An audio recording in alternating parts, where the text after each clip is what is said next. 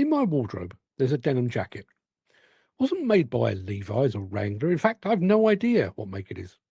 I bought it secondhand at Camden Market about 30 years ago, and it's been a staple of my wardrobe ever since. Over the years, I've worn it with shirts and ties, casual shirts and t-shirts. I once wore it with nothing underneath at all, not to look sexy or cool, but because I dropped the entire contents of a burrito down the front of my white t-shirt. My denim jacket has accompanied me around the world. It's been to construction equipment exhibitions and music festivals. It once blew into a river while I was fishing, and it's doubled as a dog bed in the back of my car on more than one occasion. It's long since lost that stiffness of new denim. It no longer stands proud on my shoulders, it drapes. In fact, it's no longer denim jacket shaped, it's me shaped. I wear it in spring when it's a bit too cool for a t shirt alone. I wear it in summer because British weather, you just never know. I wear it in the autumn with a jumper and I wear it under a heavier coat in the winter. Now, I own some amazing shoes, a large collection of designer ties, and several very expensive handmade suits. But I've worn that jacket more than all of those items combined. That jacket cost me 10 quid. It's probably the best tenner I've ever spent on clothing. In my day job as a demolition and construction journalist, I'm focused on the new, obsessive about the now. I'm invited to factories to see hot new machines roll off equally hot production lines. I'll happily travel halfway around the world to see the latest kit at a major exhibition.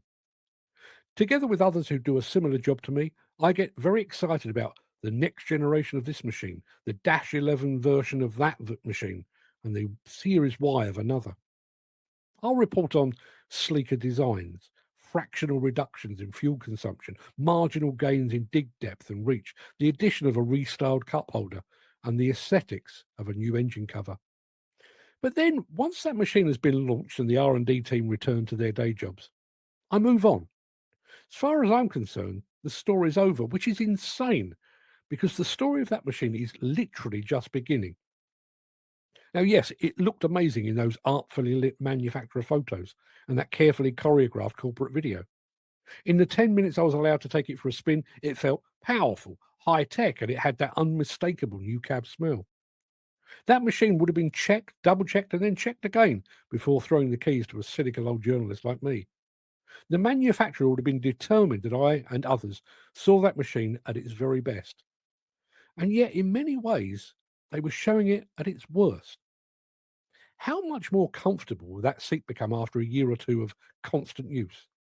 How much more fluid will the controls feel when they've completed the same duty cycles thousands of times? How much smoother will that engine sound and run when it's properly run in? How much more precise will that machine be when a decent operator has dialed it in to match the site, the material, and the application?